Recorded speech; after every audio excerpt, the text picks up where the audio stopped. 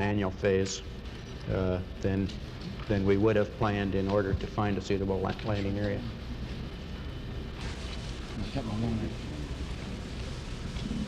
Many of us and many other people in many places have speculated on the meaning of this first landing on another body in space. Would each of you give us your estimate of what is the meaning of this to all of us?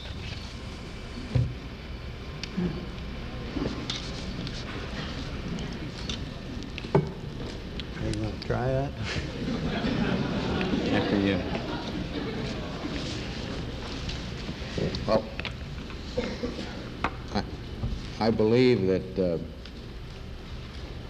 what this country set out to do was something that was going to be done sooner or later, whether we set a specific goal or not.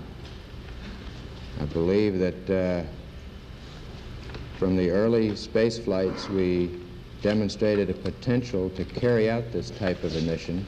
And again, it was a question of time until this would be accomplished. I think the relative ease with which we were able to carry out our mission, which of course came after a very efficient and a logical sequence of flights, I think that this demonstrated that we were certainly on the right track when we took this commitment to go to the moon. I think that what this means is that many other problems perhaps can be solved in the same way by taking a commitment to solve them in a long time fashion. I think that we were timely in accepting this mission of going to the moon. It might be timely at this point to think in many other areas of other missions that could be accomplished.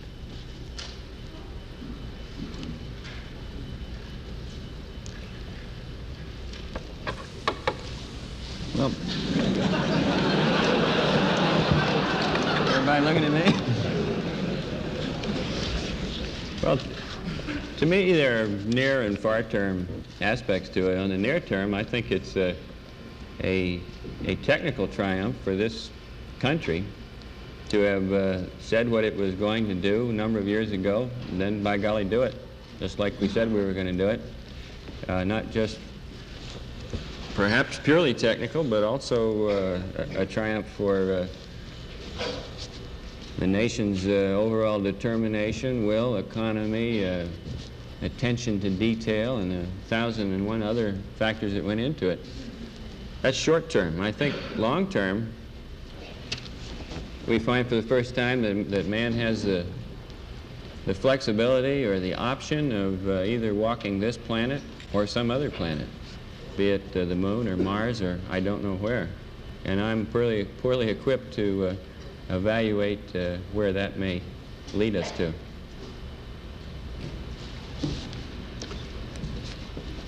I just see it as a beginning, not just this flight, but in this program, which has really been a very short piece of human history. An instant in history, the entire program. It's a beginning of a new age. Neil, how much descent fuel did you have left when you actually shut down?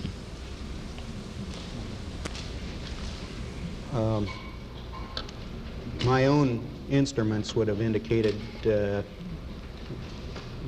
less than 30 seconds, probably something of 15 or 20 seconds. I think the analysis of made here on the ground indicates something more than that, probably greater than 30 seconds, 40 or 45. That was docking. Could you tell us precisely what was going on at that time? Were you docked, and then? Are you referring to the lunar orbit docking when? And from Mr. Armstrong, during the last few minutes there, before the landing, when the program alarm.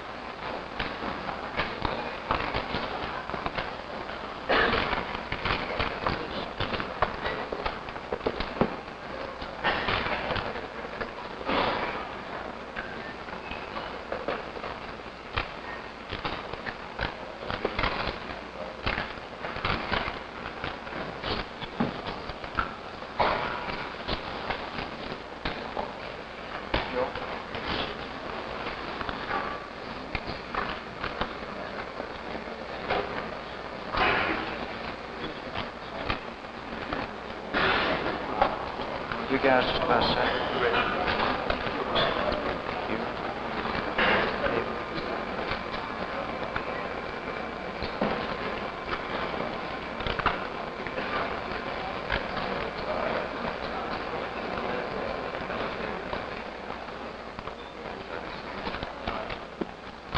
Ladies and gentlemen, welcome to the Manned Spacecraft Center. This is the Apollo 11 press conference. The format today will consist of a 45-minute presentation by the Apollo 11 crew, followed by question and answers. At this time, I'd like to introduce the Apollo 11 crew, astronauts Neil Armstrong, Michael Collins, Edwin Aldrin. Neil?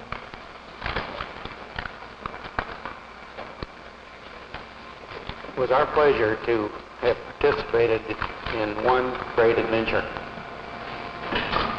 It's an adventure that took place not just in the month of July, but rather one that took place in the last decade. We all here and the people listening in today had the opportunity to share that adventure over its developing and unfolding in the past months and years. It's our privilege today to share with you some of the details of that final month of July that was certainly the highlight for the three of us of that decade. We're going to divert a little bit from the format of past press conferences and talk about the things that interested us most, in particular the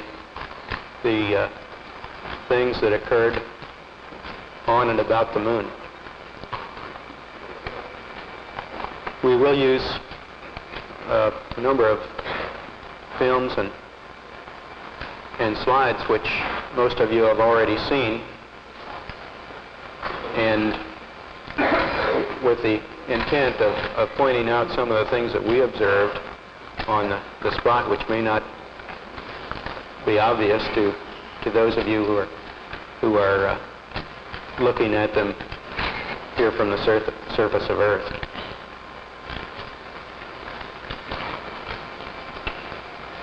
The flight, as you know, started promptly. And I think that was characteristic of all the events at the flight. The Saturn gave us one magnificent ride, both into Earth orbit and on a trajectory to the moon.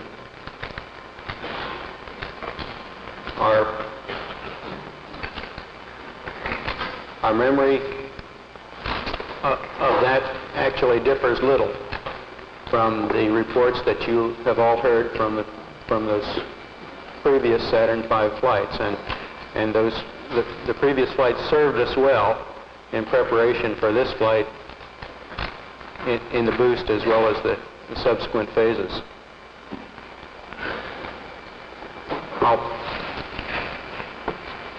We would like to skip directly to the translunar coast phase and remind ourselves of the long chain of events that actually permitted a landing, starting with the undockings, the transposition and docking sequence.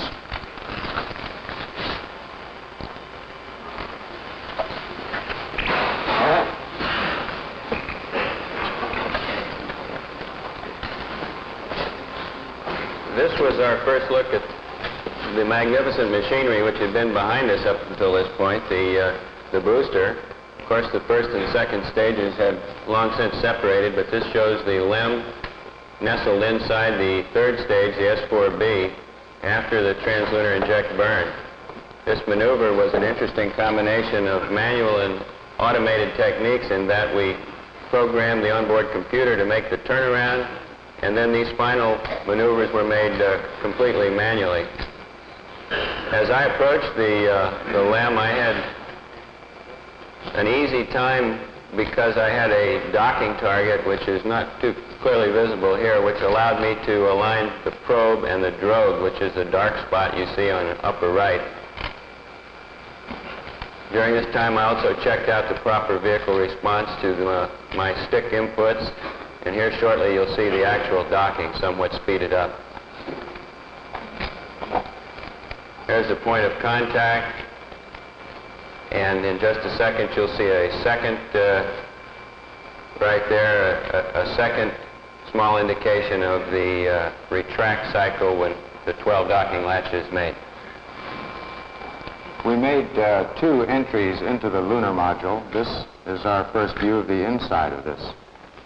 The final activation was made on the day of powered descent. On the 2 previous days, when we entered, we removed the probe and drogue and found that we had a rather long tunnel between the 2 vehicles. On entering the lunar module, one had to do a slight flip maneuver or a half gainer to get into position, for the lunar module, of course, is in a sense upside down relative to the command module. This is in lunar orbit, showing the separation of the lunar module from the command module as viewed through my window. This was a busy time for me in that I was taking these motion pictures through the right-hand window. At the same time, I was taking still photos through the left-hand window, and also flying my vehicle and probably poorly, and taking a close look at the LEM as he turned around. My most important job here was to make sure that all his landing gear were down and properly locked prior to his descent and touchdown. This is his yaw maneuver, and the white dots you see are the landing gear pads. This gives you a better idea of the detail available with the 70 millimeter. Of course, this is a still, and shows the LEM either right side up or upside down. I'm not sure which. It looks more like, to me, it looked more like a praying mantis than it does a first-class flying machine in this view, but it was a beautiful piece of machinery. The landing gear are at the top, and you can see the probes which indicate lunar contact as thin wires extending upward from the landing gear. Of course, before we could undock, as is shown in this picture, we had to complete the activation. Now, the day before we undocked, we entered the LEM and went through an entire switch configuration check, and we exercised the various communication modes. In retrospect, since we did have a little bit of communication problems on the following day during powered descent, we would recommend that we might make a more thorough check of this on the day before descent. On the day that we did finally enter the LEM for the landing maneuver, we went through a staggered sequence of suiting, and we found that with all the simulations that we had run back here in Houston, or with Houston tied with our simulations in the Cape, that we were quite confident that we would be able to complete this LEM activation in the given time period, which was approximately 4 hours. We managed to get 30 minutes ahead of the time, and it allowed us to get a more accurate platform alignment check at one point.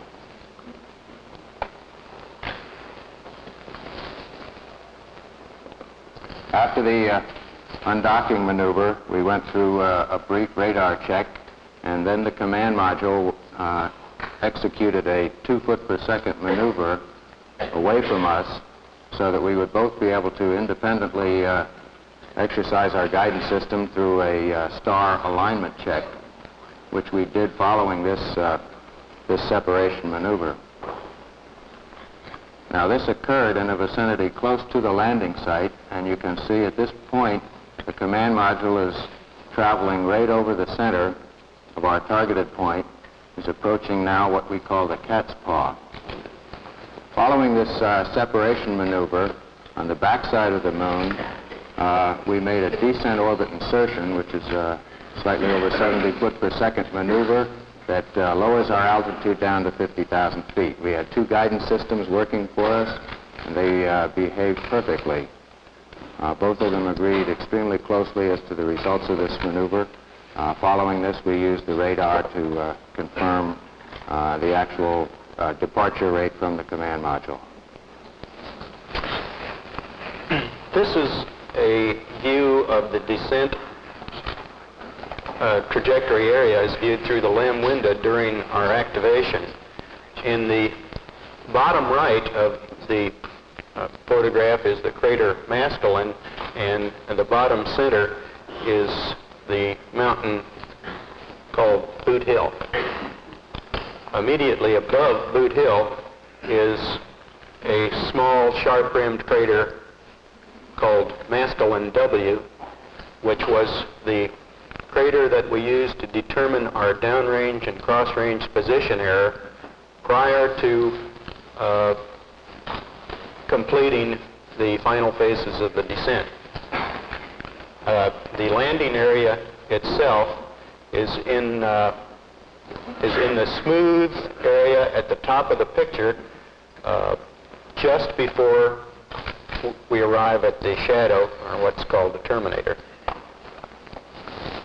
We had seen a number of pictures from Apollos 8 and 10 which gave us an excellent understanding of the ground track over which we would pass during the descent. We're now looking out the right-hand window of the crater, and there's Maskelyne W. It occurred approximately 2 to 3 seconds late, and gave us the clue that we would probably land somewhat long. After completing those position checks, we rolled over face up so that the landing radar could lock on the ground and confirm our actual altitude. Now, this picture doesn't show it, but at this phase in the trajectory, we were looking out directly at the planet Earth. In the final phases of descent, after a number of program alarms, we looked at the landing area and found a very large crater just in the very left top corner of the picture. The camera is located in the right window and looks to the right, and it just barely sees this boulder field we're passing over right now. We're at 400 feet, and those boulders are about 10 feet across. This was the area which we decided we would not go into, extended the range downrange, and saw this crater, which we passed over, this 80-foot crater, in the final phases of descent, and later took some pictures of. Now you can see the exhaust being, the exhaust dust being kicked up by the engine, and this was some concern in that it degraded our ability to determine not only our altitude and altitude rate in the final phases, but also, and probably more importantly, our translational velocities over the ground. It's quite important not to stub your toe during the final phases of touchdown. And once settled on the surface, the dust cleared immediately, and we had an excellent view of the area surrounding the LEM. This is the view out the left window. It shows a cratered surface, pockmarked with craters up to 15, 20, 30 feet, and many smaller craters down to a diameter of 1 foot. And of course, the surface was very fine-grained. We could tell that from our view out the window, but there were a surprisingly large number of rocks of all sizes. This is the view out the right window. Up close to the horizon, you see a boulder field that was probably deposited by some of the impacts in the craters that were behind us. You see, most of the craters have rounded edges. However, there is a variation in the age of these, as we can tell by the sharpness of the edge of the crater. The immediate foreground area we'll see more pictures of later. it was relatively flat terrain, in contrast to some of the more rolling terrain that we could see out the front window and out the left window.